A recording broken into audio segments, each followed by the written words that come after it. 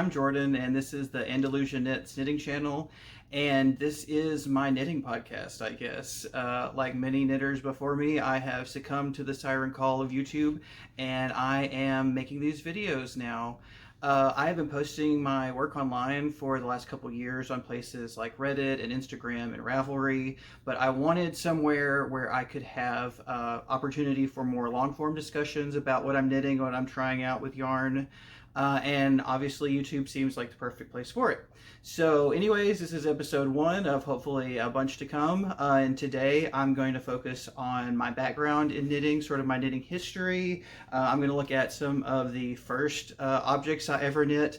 And honestly, some of them are terrifying. I was pulling them out of storage this morning and some of them are truly wretched and I'm a little nervous to share them. Then I'm going to move on to some of my favorite things I've ever knit, which that's going to be a lot more exciting and fun for me to show off. And then I'm going to move to some recent things that I've knit as well as some works in progress. And I think that'll be about it. So let's get started. Okay, so I thought I would start off this episode with a little bit of information about my history of knitting and my background. I started knitting about 6 years ago in November of 2019, which, as we all unfortunately learned in 2020, was the perfect time to learn how to knit. And I came to knitting for kind of unusual reasons. I consider, first and foremost, I consider myself a musician. I play the oboe. And while I love making music, it is a very intangible art form in that you play a note, and even if it's the most beautiful note you've ever made, it disappears in seconds. And I mean, there's like recordings and things like that, but in general, music's just a very intangible art form that you put a lot of work in, and you know the performance might be great and it's exciting, but it's like a one-time event and it's over after a certain amount of time. And what I really wanted was some sort of hobby where I could work really hard at something, and then at the end of that process be able to like point to an object and say, see that right there, I did that all myself. And so at first I was just kind of like brainstorming, just like running through like what are some like common hobbies that people do, making stuff with their hands. And eventually the thought of crochet and knitting popped in my head.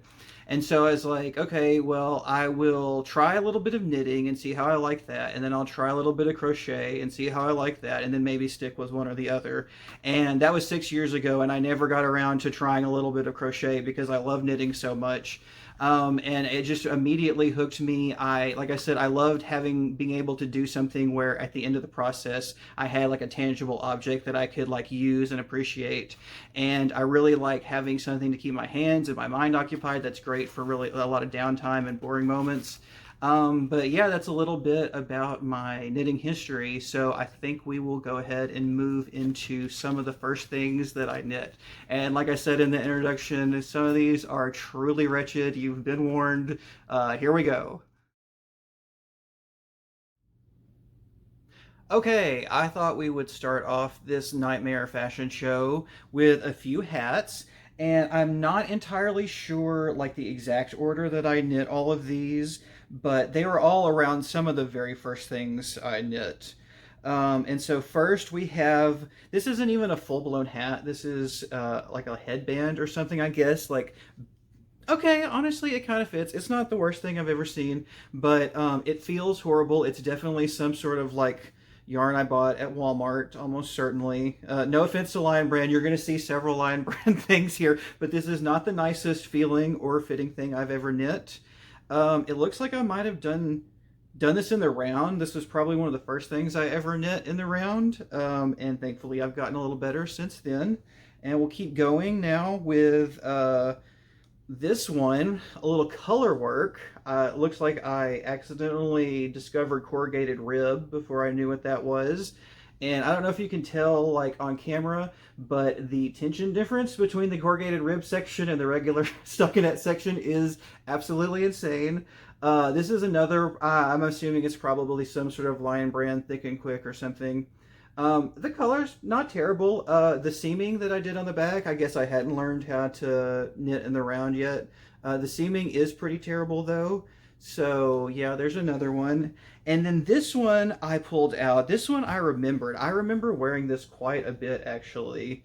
I'm pretty sure it's another Lion Brand special, and it's one that almost actually fits. Like, this is one that would not be embarrassing for me to wear if you only saw me from a distance, I think. But the real problem with this one is I don't know if you can see the giant hole at the top. I definitely had too many stitches left on the needles when I did the drawstring cast off there. But yeah, so that these are some of the earliest things I knit, and thankfully, as we progress through this, things are going to get a lot better than that. Okay, so next up in this first section, I actually have a few blankets. These are some of the earliest things I knit as well. Maybe not as early as the hats, but they came along pretty quickly. At least this first one came along pretty quickly after I learned to knit. I want to say that like I said, I learned to knit in November of 2019, and this blanket I probably started on in December of 2019 or January of 2020. And it is kind of a multicolor mess, but I love it so much. It is, trigger warning, it's Bernat blanket yarn, which I know is not everybody's favorite for understandable reasons, but it's basically just a big block of stockinette. And I don't know if you can see like how atrocious my gauge is and how loose. It's a product of the chenille yarn and then all of the twisted stitches in here that I have because I didn't understand those concepts yet. Let me stand up and see if I can get all the colors in. Basically, I just went to like this discount store every week and checked on their yarn selection, and if they had a different color of Bernat blanket yarn, I bought it and added it to the blanket.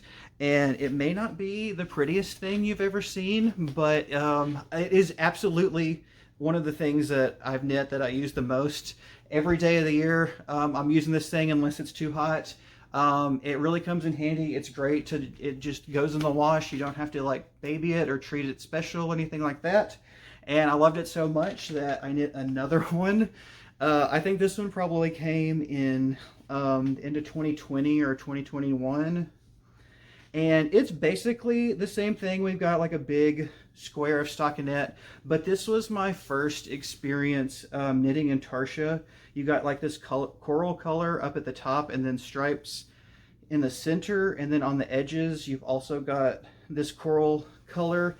And at the time I don't think I actually knew what intarsia was, and it wasn't until like I started knitting this thing that I realized that, oh, I can't just use like one ball of coral and then one ball of the stripe color. Like, unless I want like a gigantic float across this entire thing, I'm gonna have to incorporate a second ball. And it's like, can I even do that? So I had to do a little research about what intarsia was, and I quickly learned, like a lot of people, that it is super duper annoying.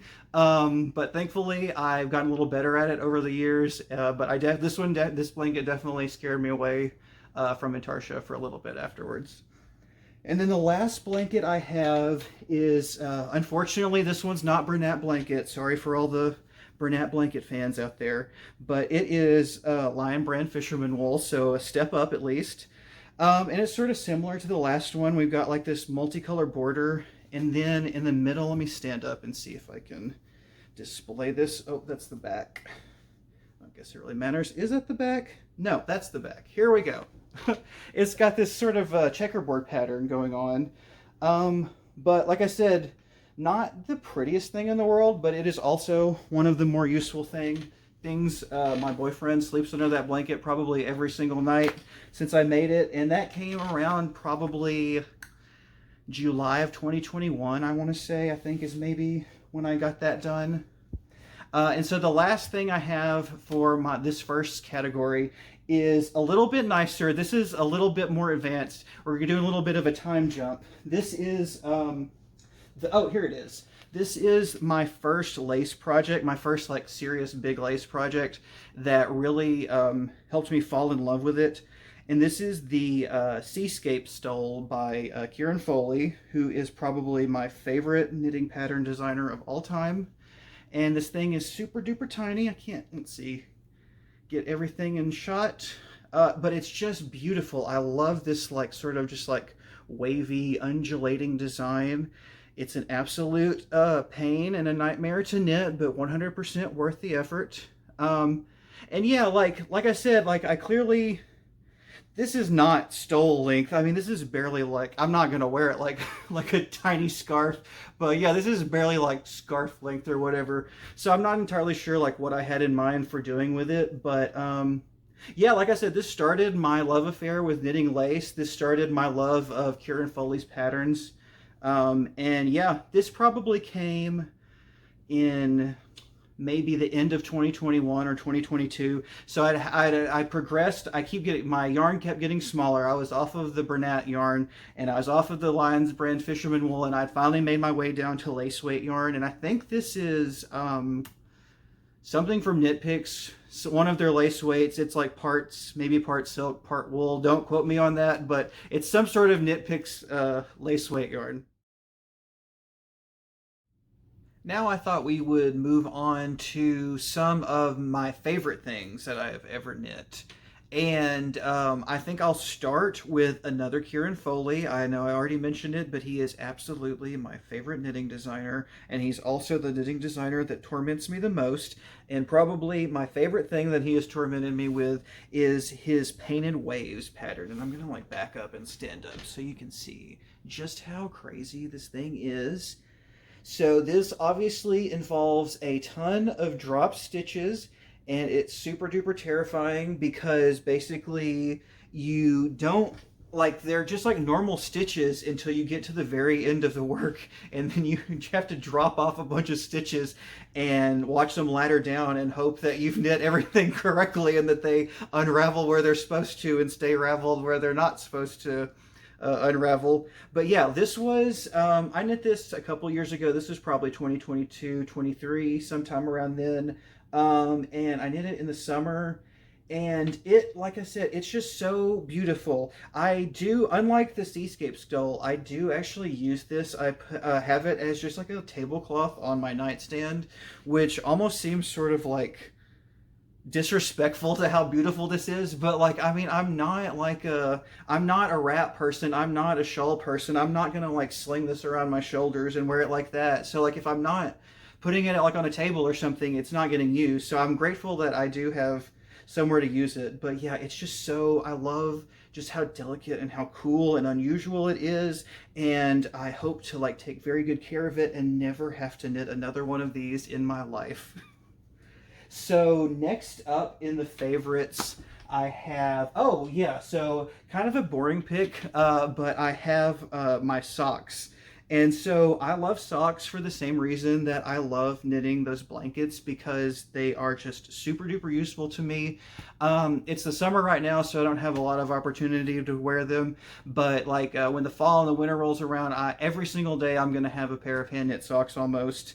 And let's see, these in particular are, I like because this was like the first pair of socks that I knit where I really got serious about fit and gauge. Before, all the socks I had knit, you know, like I was kind of like okay with like a close enough gauge.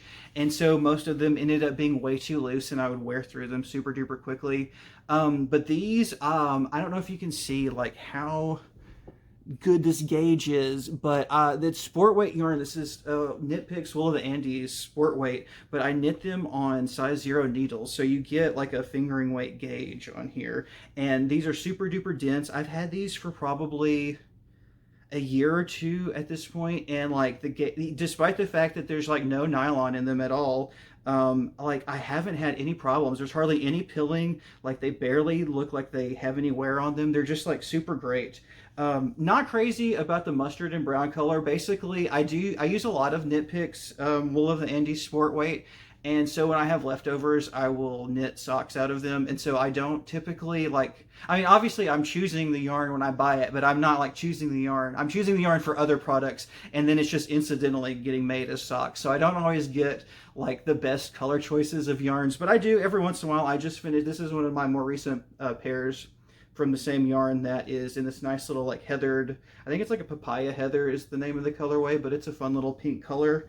But yeah, like those are my favorites because like I said, anything that like I can like a workhorse project. I love anything that I can like really get a lot of use out of. Those are the things that I really enjoy knitting, I think, the most.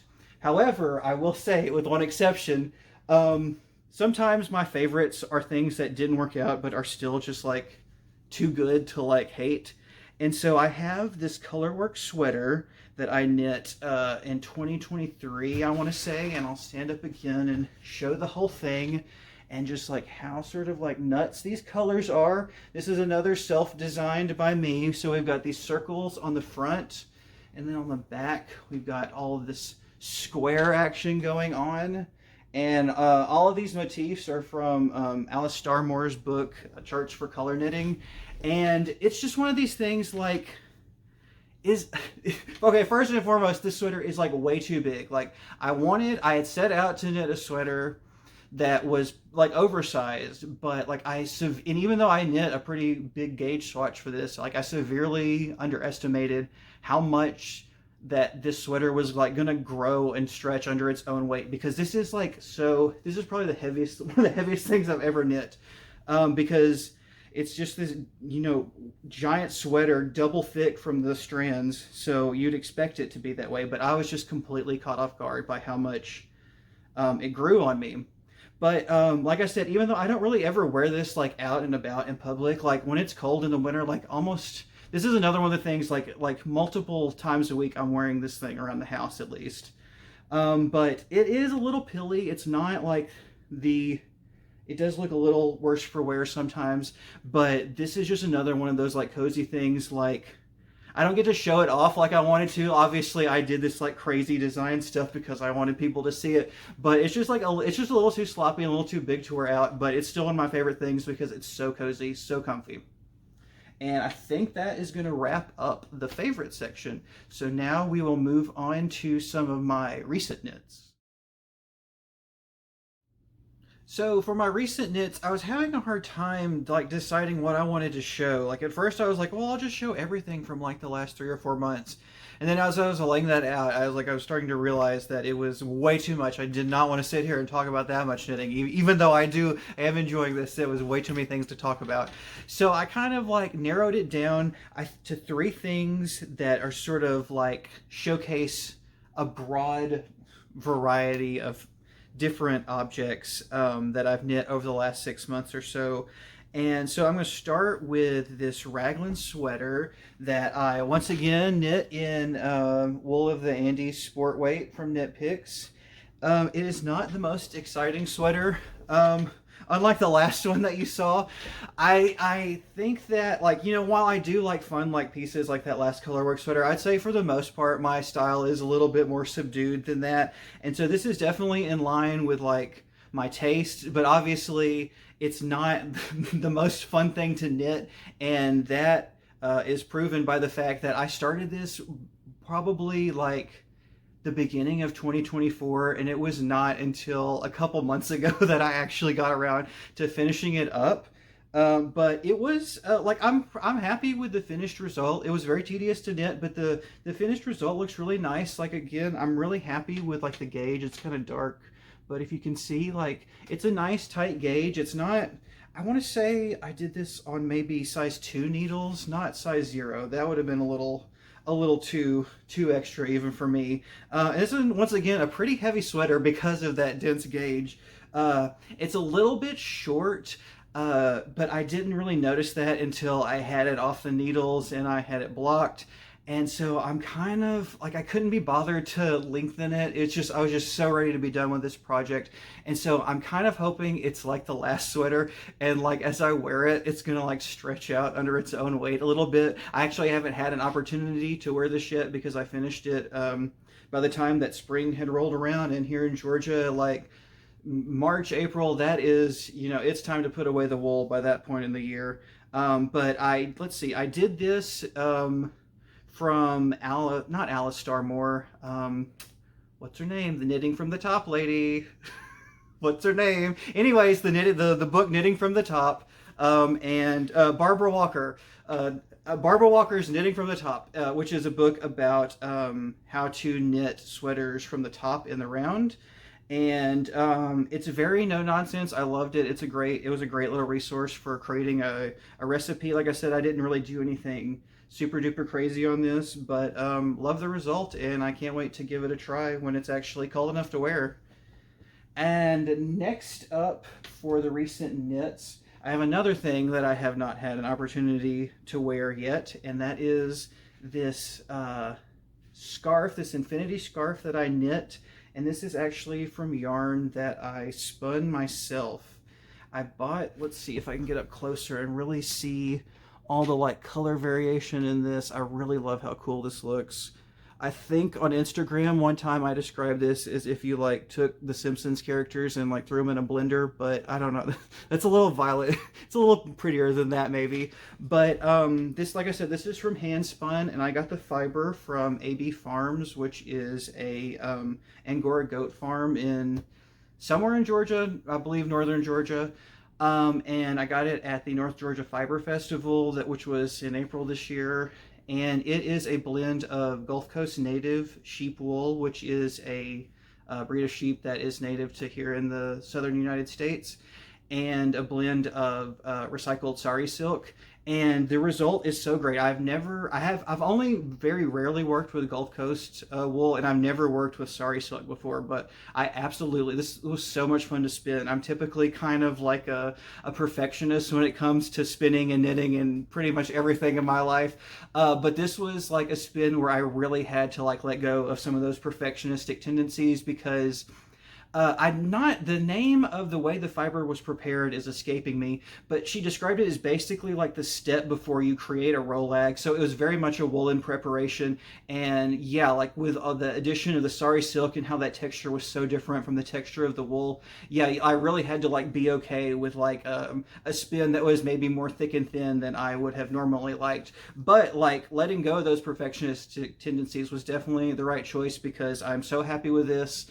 Like I said, I haven't had an opportunity to wear it yet, but I cannot wait for it to get cooler and finally give this thing for a try outside of just like posing in my bathroom mirror with it on, because I think it looks pretty good. Not bad at all. So up next in the recents, this is actually kind of another first for me as well. Let's go ahead and show this. This is the Octave shawl. Make sure I've got the front facing correctly. It's an asymmetrical triangle shape with these stripes of elongated stitches here. And like I said, this is kind of a first for me, because while I've designed a bunch of stuff in the past, this is the first thing that I've ever published as a pattern. So if you like what you see, this is available for free on download on Ravelry, and I'll have a link down below if you'd like to go check it out. I'd really appreciate that and love for someone to knit it up. But like I said, this was a real learning experience. The knitting itself, it's knit in Intarsia. This was sort of like when I came back to Intarsia after being scared off from that blanket all those years ago. And I mean, if you'll notice, at its biggest, it's got like 13 balls of yarn going at once. So it's not for the faint of heart, but I do have an Intarsia tutorial that has either released or is about to release by the time that this has come out, that shows my method for like managing a bunch of balls of yarn at one time when you're knitting Intarsia. So it's not as terrible, but I'm really proud of this. I love this. It was knit in Malabrigo sock yarn and Fiber Company Meadow, which is a lace weight yarn from them. And I really love, I don't know if you can see on camera, sort of like the textural contrast between the Malabrigo, which is like super smooth and shiny, and the Meadow, which is a little bit more rustic. But yeah, so it's done using Intarsia. It looks kind of lacy, but there's no actual lace involved. This is all just elongated stitches, just wrapping the yarn around the needle multiple times. But yeah, so that is the Octave shawl, and it's available to download on Ravelry if you're interested. And I think that's going to wrap up the recent finished objects section.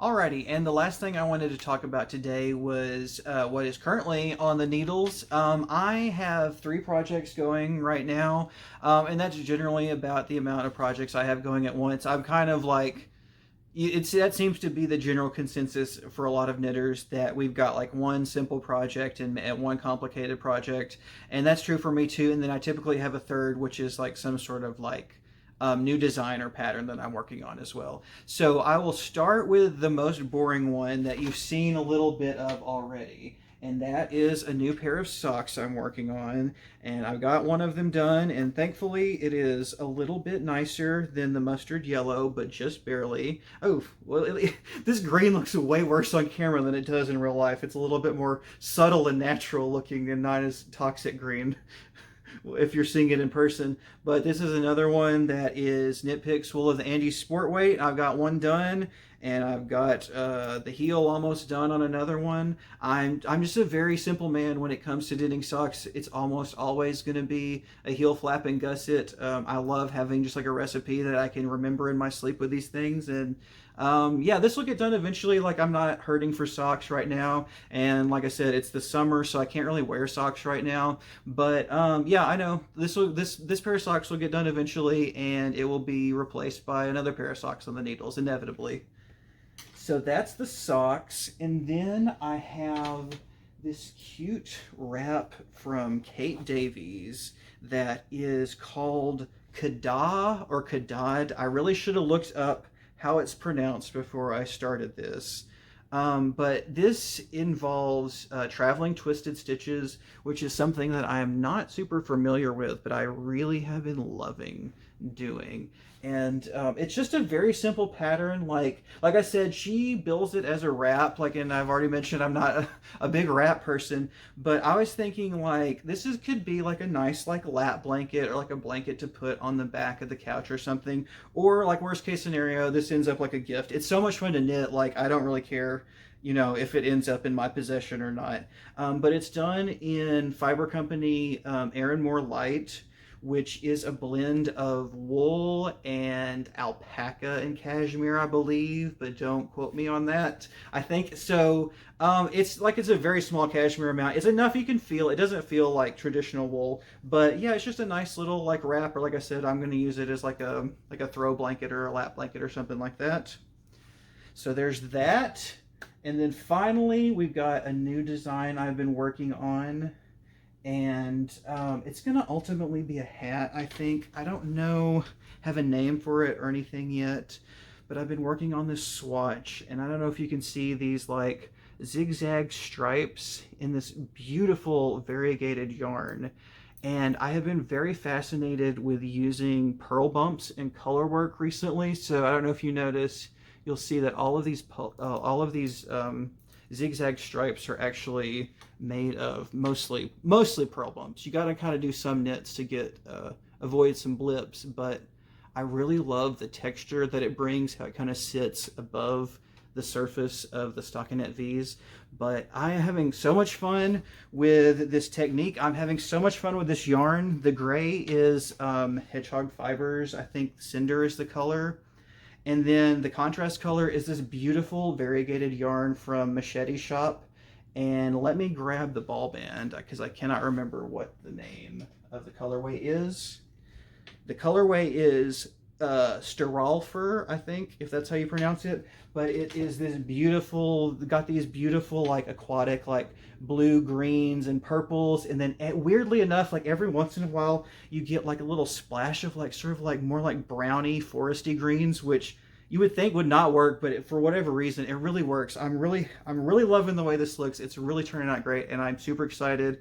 And if you like the way it looks, there almost certainly will be a hat pattern in the future, so be on the lookout for that. Alrighty, well, I think that about wraps things up for today. If you made this far, thank you for watching all the way through. Be on the lookout for new episodes. Definitely go ahead and subscribe if you'd like to see new episodes, because they're absolutely coming. This was not nearly as exhausting or terrifying as I thought it would be, and if I'm being honest, it was honestly a little bit fun. So definitely going to try this again. Like I said, I mentioned the Octave Shawl earlier, which is a pattern that I have for free on Ravelry to download, so go check that out. All that information will be in the comments or in the description. And once again, thanks for watching, and I will see you in the next episode. Bye.